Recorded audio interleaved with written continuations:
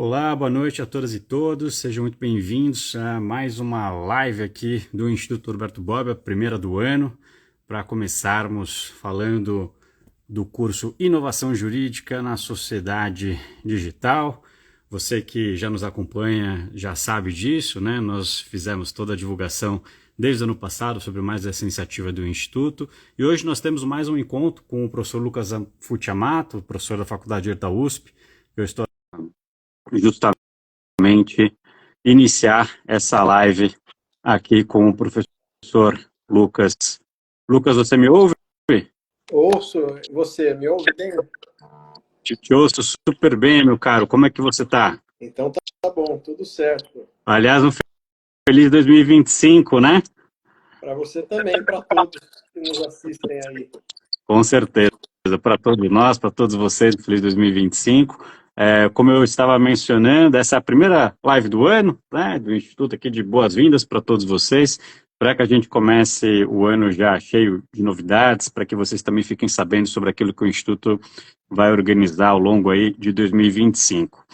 Eu já tive a oportunidade de dizer isso no nosso encontro anterior, mas faço questão de reafirmar aqui, para aqueles que eventualmente ainda não nos conhecem.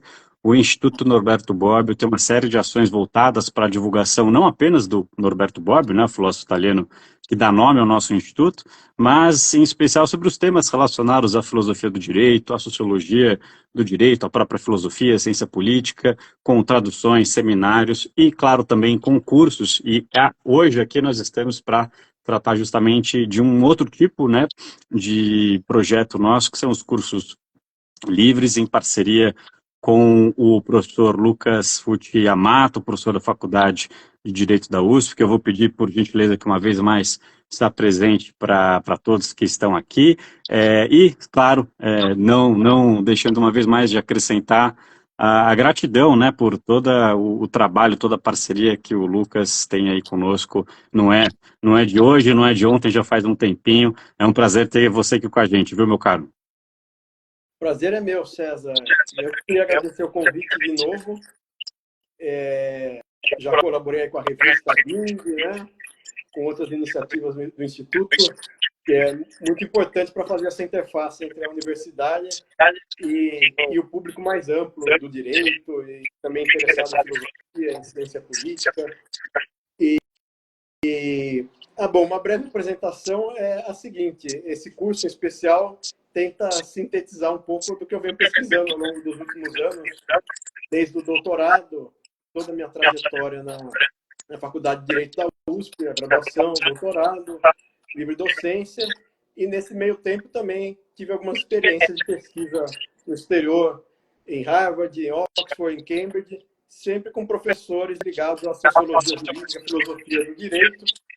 E a última dessas experiências, inclusive, há um ano eu estava lá em Cambridge, justamente com o professor Simon Deakin, que tem um centro de pesquisa em negócios e direito também, vem pesquisando inteligência artificial, também trabalha com teoria do sistema, sociologia jurídica, e o projeto que eu propus de pesquisa lá era justamente sobre isso, sobre inovação jurídica. Então, é um curso muito ligado a essas reflexões dos últimos tempos que eu venho fazendo, e como a gente vai conversar daqui a pouco, né, muito ligado ao cenário brasileiro atual também do direito. Perfeito, excelente. Como vocês podem perceber, foi uma oportunidade bacana, né, super importante para poder contar aqui com as aulas e toda a abordagem, toda essa riqueza, né, de formação de diálogos nacionais e internacionais que o Lucas traz aqui para poder divulgar e trabalhar com vocês. Lucas, teu curso chama Inovação Jurídica na Sociedade Digital. Você pode contar um pouquinho para a gente, brevemente, qual que é o teu objetivo, o que que você pensou? Então, propus esse título porque, como a gente comentou na aula anterior, o próprio Bobbio dizia que tem certos momentos de crise, de transição, em que o jurista e todas as outras profissões são forçados a rever aquilo que aprenderam, né, para conseguir continuar praticando suas atividades. E acho que a gente está num desses grandes momentos de transição, simbolizado por essa ideia da sociedade digital, né? Que a gente vivenciou muito, em especial, acho que desde a pandemia, né? Com o celular, com as lives, com tudo mais feito à distância. E isso muda também a forma de produção do direito, né? Os códigos, as leis. Hoje em dia é difícil fazer um código, é difícil até aprovar uma lei, né? Até as leis sobre comunicações digitais, o projeto de lei sobre fake news, o projeto de lei sobre inteligência artificial, até esse tipo de tema tão candente é difícil de aprovar no Congresso, porque o Congresso segue todo um procedimento, uma dinâmica de tempo do século XX, do século XIX, que o projeto tem que ser debatido, discutido em várias comissões e tudo mais, sendo que as regras mudam, às vezes, de um dia para o outro, fora desse ambiente decisório que é o legislativo nacional, né? Então, essa transição de uma sociedade... Ao longo do século XX, a gente viveu no Brasil e no mundo, mas no Brasil em especial, essa transição da sociedade rural, agrária, para uma sociedade urbana, industrial, né? Que se consolidou desde os anos 80. Mas, ao mesmo tempo, agora, a gente está ainda nessa disputa por digitalizar os próprios conceitos do direito. Por exemplo, até uma discussão recente no STF sobre a ideia de sigilo das comunicações. Claro, que está na Constituição, no artigo 5º, desde 88. Mas a discussão o sigilo das comunicações era pensado para comunicação telefônica, para comunicação postal. Mas e agora? Existe sigilo na comunicação do WhatsApp? Ou o judiciário pode emitir uma ordem para o serviço de mensageria privado para que revele as comunicações de um determinado grupo em alguma investigação? Então, esse tipo de polêmica... também sobre trabalho, sobre Constituição, representação política, economia, que a digitalização da sociedade vai criando desafios nesses diversos setores, né?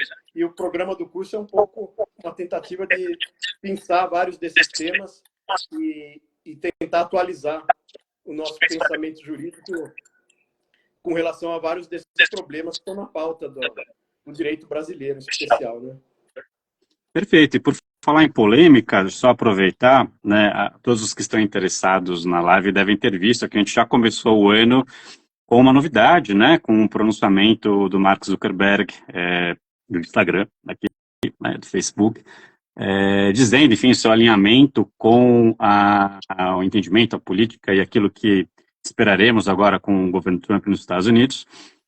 No que diz respeito à checagem de fatos, né, nas redes sociais, retirando filtros, na verdade, com o pronunciamento por vídeo, elencando uma série de fatores e elementos, se referindo às cortes da América Latina, às vezes como cortes secretas, possivelmente uma clara alusão aí ao embate entre Elon Musk e o STF. Então, acho que também é um curso que nutre-se bastante, né, da possibilidade de discutir essas questões candentes que estão acontecendo agora, né? Isso não tem uma semana que nós tivemos essa informação, esse pronunciamento, e que certamente já acarretou pronunciamentos, né? Tanto, digamos, do corpo jurídico aqui nacional, mas também político, uma série de analistas se referindo a isso, mas é também um prato cheio para suas próprias discussões, não é mesmo, Lucas? É isso, não. Então, o bom do curso ser ao vivo, né? E o desafio de ser ao vivo, não ser gravado, é que a gente vai ter que se atualizar até 10 minutos antes de começar a aula.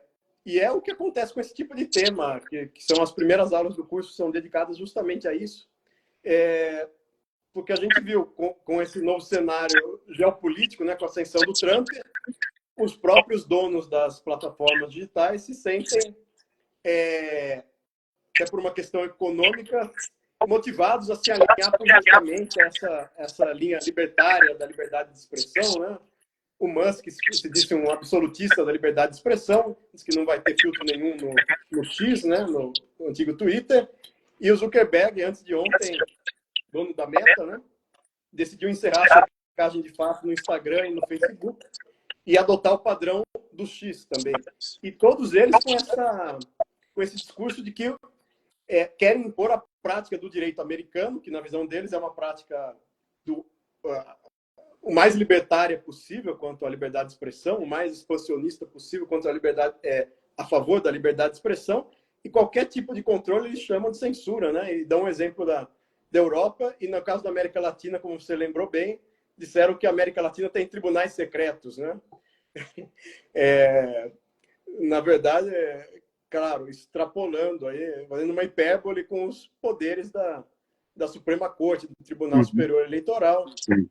Mas o interessante é que nos últimos tempos tinha o Tribunal Superior Eleitoral, o STF, tinham conseguido fazer algum acordo de colaboração com essas plataformas digitais, né? Pelo menos com algumas delas, a Meta especialmente, enquanto outras claramente não davam nenhuma satisfação às autoridades brasileiras, né? O Telegram.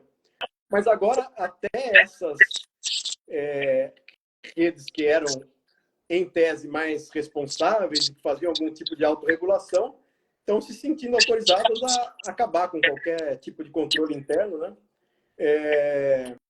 E como você disse, tem recebido a resposta.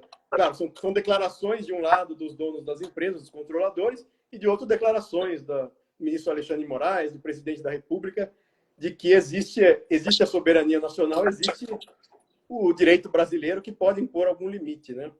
E tudo isso tem um contexto muito claro, porque tem várias ações no STF sobre isso, né?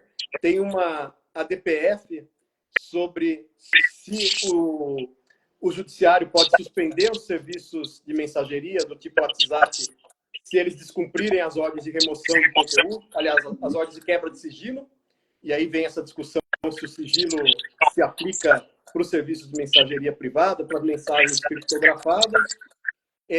Tem um recurso extraordinário também sobre se as empresas, as plataformas, os provedores de internet só podem ser responsabilizados pelo conteúdo de terceiros, quer dizer, dos usuários, se houver uma ordem judicial prévia. E tem ainda um outro recurso extraordinário que diz respeito, que foi, enfim, apresentado pelo Google, e que diz respeito a se as empresas têm a responsabilidade, o dever de fiscalizar o conteúdo publicado antes mesmo de uma ordem judicial, né? Então, a STF está julgando tudo isso num pacote, né? Desde os últimos meses do ano passado, ainda estão em julgamento todos esses recursos, essas ações. E é nesse contexto que vem essas declarações, né, de que mesmo as plataformas que faziam algum tipo de controle interno vão querer abrir mão disso.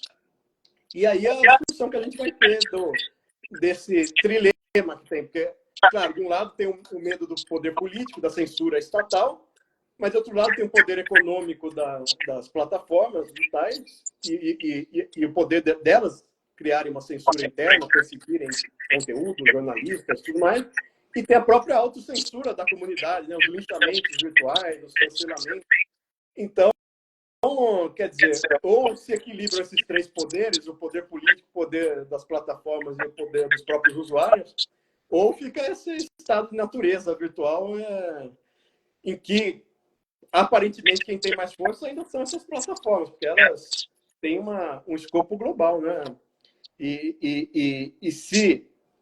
Claro, são baseadas nos Estados Unidos. Se o padrão americano vai ser não ter nenhum controle, elas vão querer impor esse padrão aos direitos dos outros estados nacionais, né? E a gente tem demorado muito a responder. Então, uma das discussões do curso é essa. A gente teve o Marco Civil da Internet em 2014, LGPD em 2018, mas depois o projeto de lei das fake news e agora o projeto de lei da inteligência artificial não andam, né, no Congresso. E, enquanto isso, as regras são criadas no ambiente privado, né? Então, essa é uma das discussões. Perfeito. E eu acho que, enfim, essa discussão é interessantíssima também, né, Lucas, porque permite uma série de diálogos com o próprio pensamento do Norberto Bobbio. Ouvindo você falar agora sobre essas questões, me vem à mente de imediato o próprio posicionamento do Bobbio quando, já na década de 90, né, ou seja, a gente está falando de um autor que já tinha ali seus 90 anos, resolve voltar ao público a escrever em jornais por conta da figura do Berlusconi, né? E na época, a discussão que o Bobbio mesmo fazia era justamente sobre esse amálgama entre poder, né, econômico e poder tecnológico, no caso, né, se referindo ao Berlusconi, que era o dono de grande parte ali da rede de propriedades privadas, né, de telecomunicação na Itália, mas ir discutindo os impactos disso na política e mesmo no direito, né? Então, de certo modo, é como também se nós estivéssemos agora observando, né, um pouco a expansão desse laboratório que é a Itália, né? O Michelangelo Bovero, que é foi um dos principais continuadores da tradição do pensamento bobiano em Turim, diz ainda que a Itália é um grande exportador, né?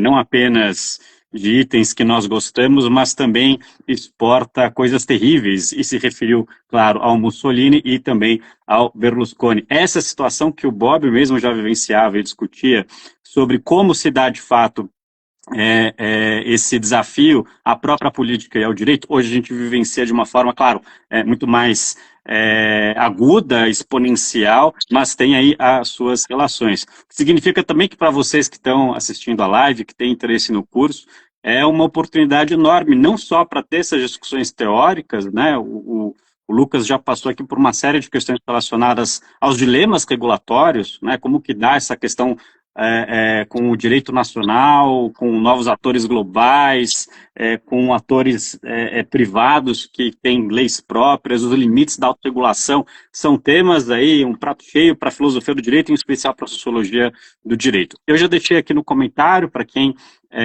for lá verificar e tem interesse no curso, o Instituto tem também um cupom de desconto para todos aqueles que estão interessados, basta mandar um direct para a gente, que a equipe do NB entre em contato com vocês o quanto antes.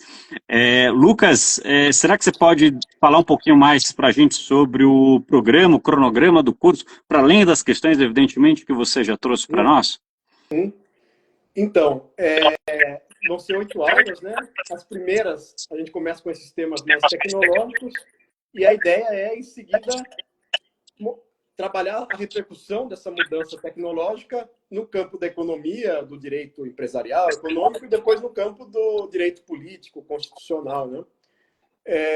Do campo econômico, a gente tem uma questão importante, porque o Brasil foi um dos grandes países industriais no século XX e teve a sua pior década na economia em 120 anos, foi a última década, de 2011 a 2020, né? E, claro, ainda é um dos países mais desiguais do planeta e está no meio das suas reformas econômicas. A reforma tributária aprovada ano passado, né, ainda vai gerar muita discussão, criou lá o Imposto sobre Valor Agregado, que é um padrão do imposto sobre consumo na Europa, mas que é um imposto também regressivo e depende da qualidade depois do gasto público, das políticas públicas em compensarem esse caráter regressivo da tributação sobre consumo.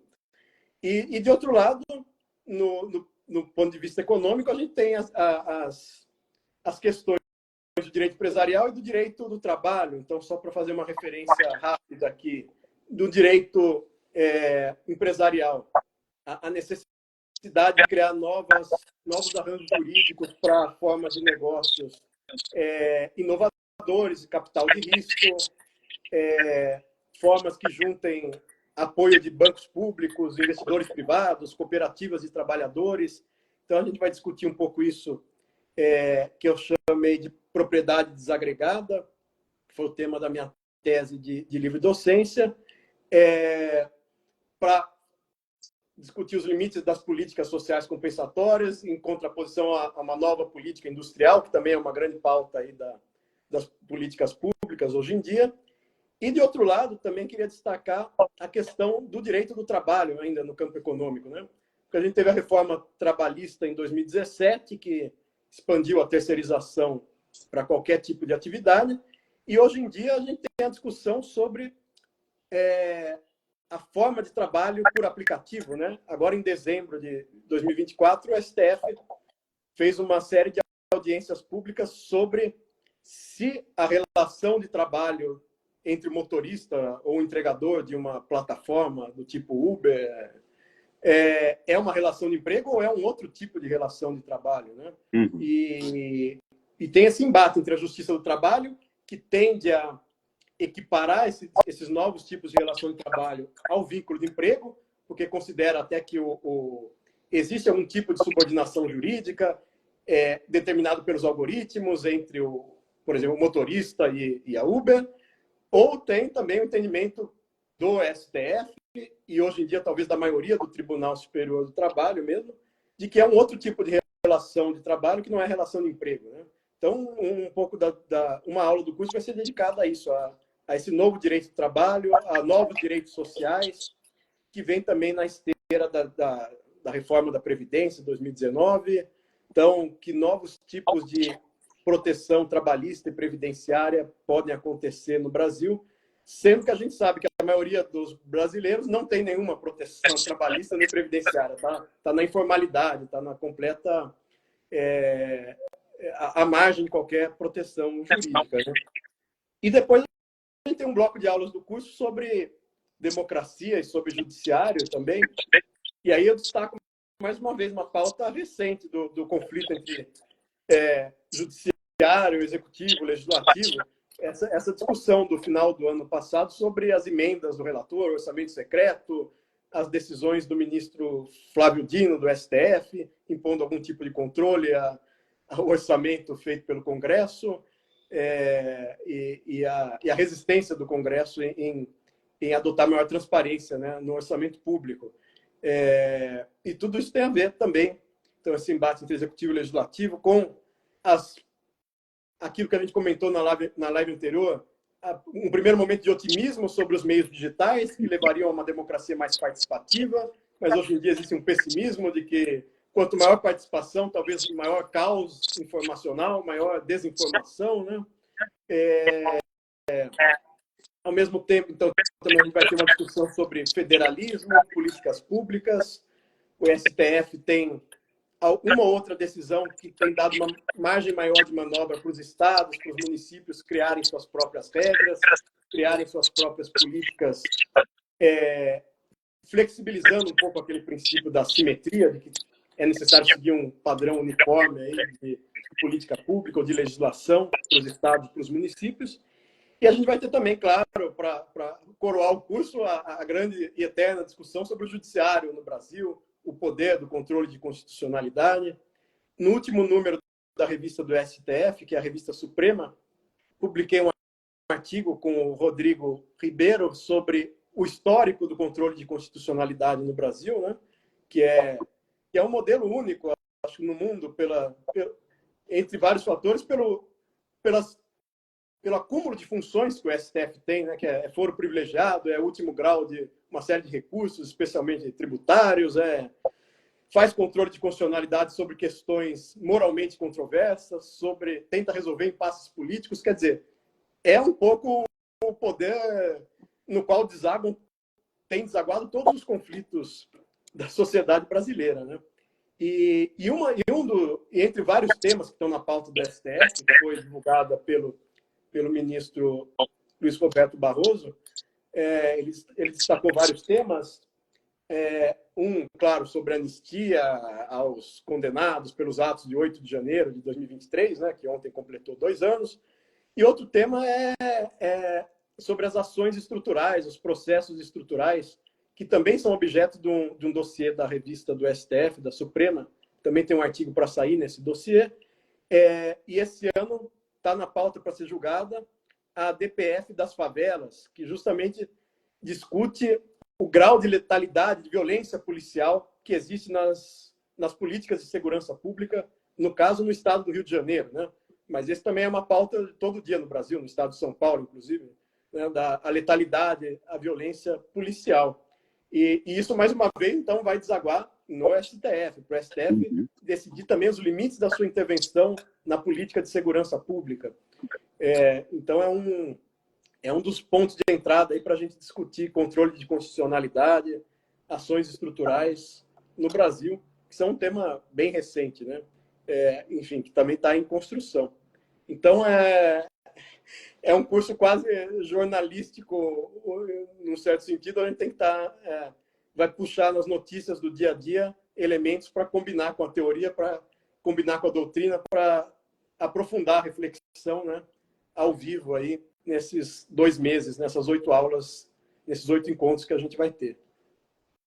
Perfeito, mas é justamente esse caráter jornalístico, não é mesmo, Lucas, que permite também que esse curso possa dialogar tanto com aqueles que têm interesse numa discussão teórica, como aqueles que estão preocupados com as dimensões e sintomas práticos daquilo que a gente tem vivenciado, e aqueles também que estão preocupados com a conexão da discussão jurídica com o dia a dia. O fato do curso ser online, um dos diferenciais é justamente a possibilidade de incorporar pautas temáticas. O Lucas já trouxe aí uma série de exemplos recentes, que certamente também estarão presentes no curso. Vou também apenas fazer uma propaganda sua, Lucas, já que você mencionou que eu tenho aqui. Quem tem interesse, aqui é o livro, né, fruto da tese de livre docência do Lucas, Propriedade Desagregada e Empreendedorismo Democrático, que certamente é uma das bases aí do curso do Lucas. Aqueles que têm interesse também, entrem no site da Editora FI, para poder adquirir. É um livro fantástico, evidentemente não é por acaso, né? Então, como vocês podem perceber, o Lucas traz toda essa bagagem que incorpora não apenas uma das melhores tradições do pensamento jurídico, em especial da sociologia jurídica brasileira, super conectada com as questões do dia a dia que envolvem desde elementos políticos a também as discussões sobre novas tecnologias, futuro, né, da própria regulação e como que a gente pode levar adiante tudo isso. Como eu já disse, tem o cupom de desconto para aqueles que estão interessados, basta enviar um direct que a equipe DNB depois entra oportunamente em contato com vocês. Lucas, para a gente terminar essa live, tem algum último recado final que você gostaria de passar para aqueles que estão nos ouvindo aqui agora, para aqueles que estarão nos ouvindo em outro momento? O que, que você tem a dizer? Não, além de agradecer, César, em especial a atenção de quem está nos assistindo e, mais uma vez, o convite do Instituto Bob, queria reforçar que é isso, esses três pilares do curso, né, que é a possibilidade de a gente interagir com um grupo pequeno de alunos, realmente conversando, buscando responder aos interesses desse grupo que vai estar interagindo ao vivo. A outra questão é essa tentativa de trazer a pesquisa jurídica, temas que estão em desenvolvimento, trazer para a discussão, vamos dizer, em sala de aula virtual. E outro ponto é o fato do curso tentar pensar temas relevantes de várias áreas do direito, né? Pegar um pouco do direito trabalhista, do direito empresarial, do direito constitucional, para dar essa visão global, mas tentando conectar o plano mais abstrato da teoria com discussões que estão no dia a dia dos tribunais, do legislativo, e que eventualmente estão no trabalho e na pesquisa de quem vai estar nesse grupo, né, de discussão. Então, essa é a nossa proposta. Maravilha, meu caro. Poxa, quem agradece sou eu, né, pela parceria, pela disponibilidade, pelo interesse de participar desse projeto. Evidentemente que agradeço também a todos vocês que nos acompanharam aqui nessa segunda live de lançamento do curso do Lucas, Inovação Jurídica na Sociedade Digital. Se vocês têm dúvidas ou questões, enviem para a gente, a equipe do DNB está sempre disponível para entrar em contato com vocês, e acompanhem também as novidades nas nossas redes. Este ano nós teremos muitas atividades, teremos cursos online, teremos cursos presenciais, seminários, lançamentos de novos livros do Bobbio, inéditos em português, enfim, tem uma série de coisas novas para a gente fazer, discutir conjuntamente, e eu tenho certeza que, Lucas, eu te espero em todos esses eventos, você já é da casa e será nosso convidado, evidentemente, em todas as iniciativas. Eu te agradeço uma vez mais pela atenção, pela generosidade, e te encontro na próxima vez, então. Isso aí, eu que agradeço, César. Estarei presente sempre. Maravilha. Muito obrigado, gente. Uma boa noite a todos e todas. Até a próxima. Boa noite.